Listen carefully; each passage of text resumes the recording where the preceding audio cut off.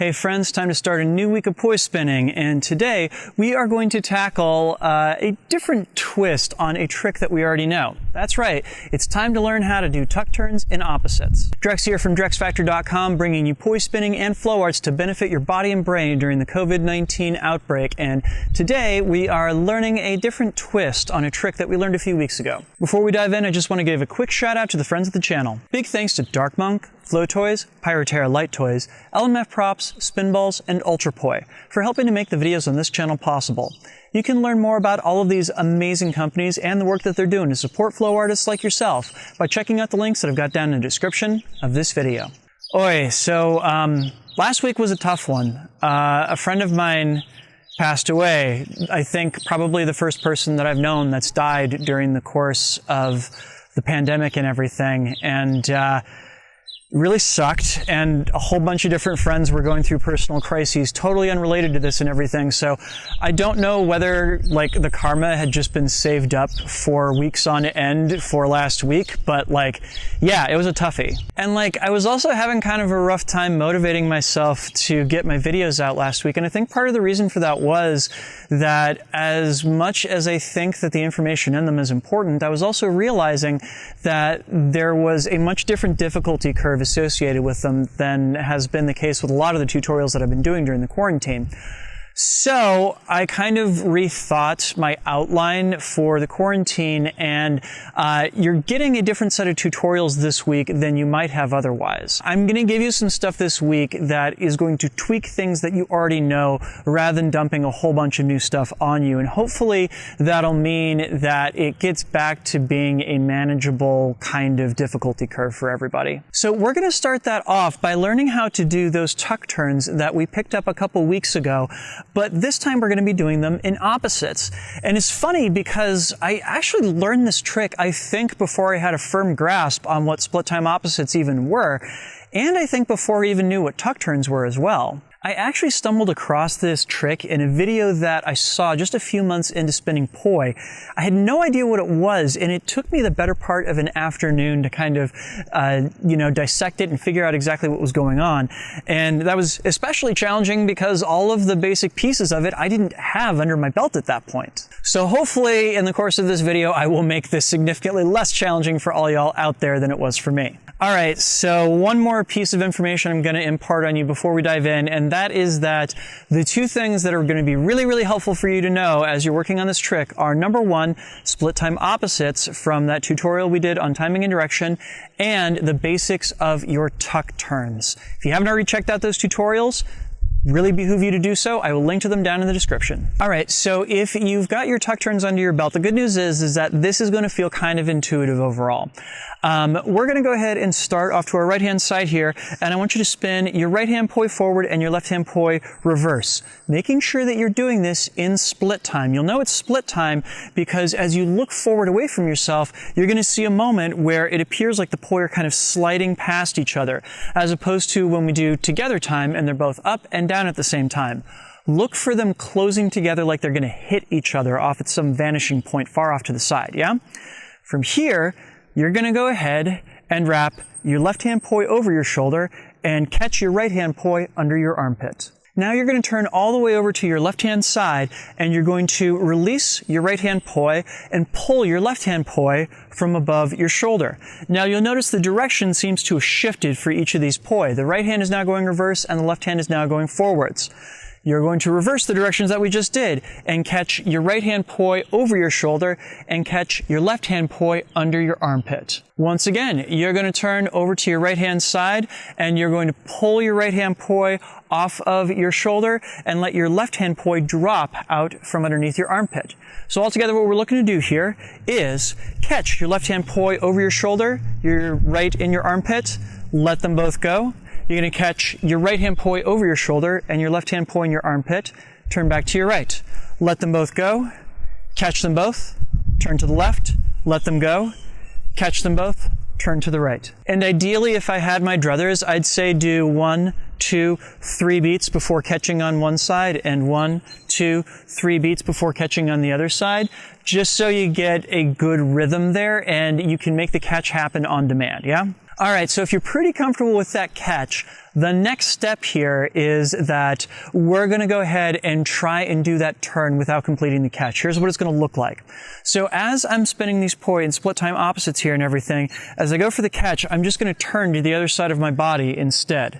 I'm going to make it really, really quick so that the moment when I would catch instead is the moment when the top side of my body kind of spins over to the left-hand side, yeah? I'm going to do that again. As I'm looking for that catch, I'm just going to simply turn to the right-hand side of my body.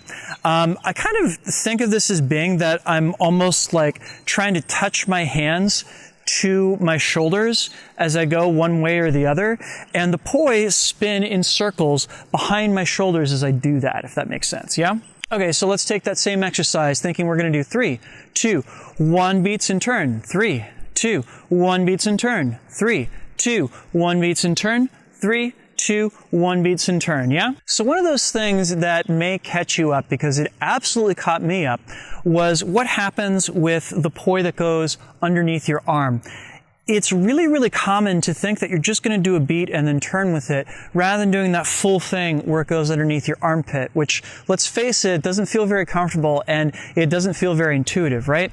That thing where you're trying to get the poi underneath your arm works in such a way that you're almost doing this little chicken wing thing where you're sticking your elbow out to the side and you're almost like trying to make sure that your palm is pointing behind you as you're doing that beat there, right? It's one of those things that I had to watch that video several times before I really understood the nature of that reaching under thing.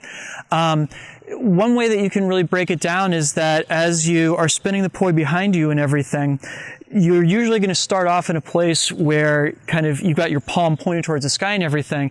And what I want you to do instead is flip it around so that you've got your knuckles pointed down towards the ground. And in that way, you'll find that your hand is between your elbow and your body, right? And then you can play around with moving it up or moving it down, but just make sure that it's in this orientation here where it's almost like you're kind of catching a ball that's being dropped behind your shoulder, yeah? And then it's time to see if you can just go straight back and forth, yeah? Thinking I'm going to turn to my left, turn to my right, turn to my left, turn to my right. Every time I do this, I'm going to be thinking that I have 1 over 1 under, 1 over 1 under, 1 over 1 under.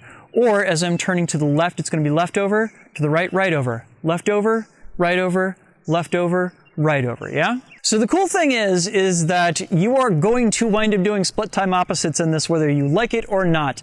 If you are doing the tuck around both shoulders at the same time, there's physically no way that you can do it in together time opposites, which might have been one of those reasons why when I did get to split time opposites, it wasn't a complete uphill battle for me. Well, but wait a second here. If there are tuck turns in together same as well as split time opposites, doesn't it then follow that there are tuck turns in the other timing and direction combinations too? Yes, it does. I've got video of all of the different tuck turn variants uploaded as extras to my Patreon at patreon.com/DrexFactorPoi. You can go sign up at any level and check them out. The footage is in slow motion, and it also includes footage going in both directions, both forwards and reverse, for all 4 timing and direction combinations. So that's a total of 8 clips, and you should check it out. So also, I kind of want to just take a second to talk a little bit of theory with regard to this trick, because it's not simply that it is a tuck turn in split time opposites here and that it uses a lot of the same techniques and everything. A lot of people who are looking at this may also realize that it is a split time opposites in spin flower. It just happens to be a flower where we're doing these pedals around our shoulders instead of directly in front of ourselves like so. This also makes it a body tracer. I also just gotta say, I think there's something that's kind of pleasing about the kind of S-curves that you have to do with your arms as you're doing this trick. Like, what attracted me to it in the first place in watching that video was just the ways that it made the performer's arms move in a way that I thought was really pleasing. And quite frankly, I hope that you guys think it looks pretty cool too. Awesome, so let me show you that from a couple different perspectives in slow-mo.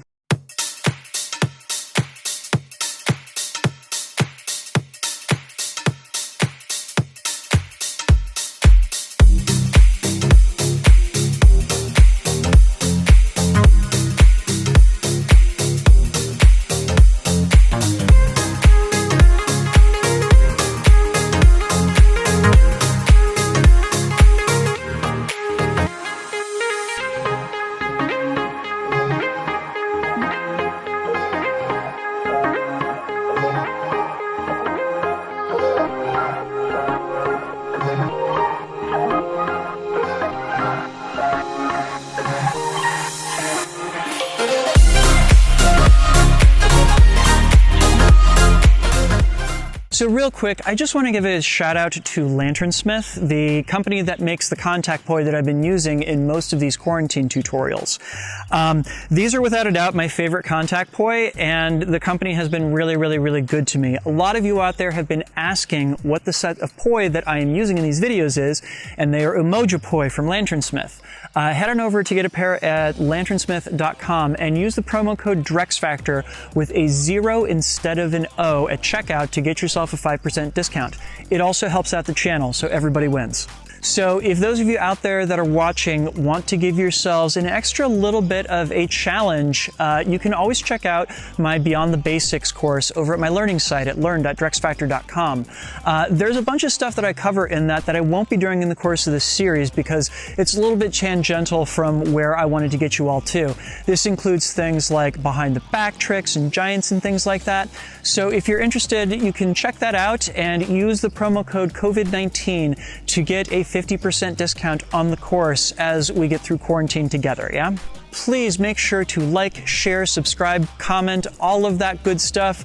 Not only does it help other people find my videos, it also tells me which videos I'm putting out there are the most helpful to everybody. So help me out in that way, yeah? And if you are enjoying this series and seeing me put out a tutorial every single day during the COVID-19 quarantine, please consider signing up to support this work over on Patreon, like all of these nice folks did.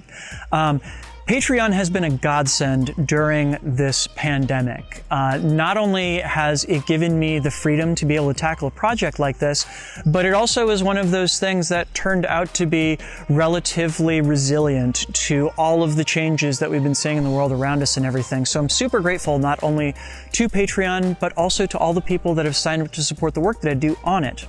If you would like to sign up to support this channel and the work that I'm doing, please head on over to patreon.com/DrexFactorPoi. You can get early access to all of my content, as well as a say in what topics I pursue in the future. Plus which, sometimes I post some awesome behind-the-scenes stuff too. So, go check that out, please and thank you. Awesome, so tomorrow we are going to start playing around with some creative uses for the techniques that we've been learning in the past few weeks with our anti-spin flowers and all the different timing and direction combinations, right?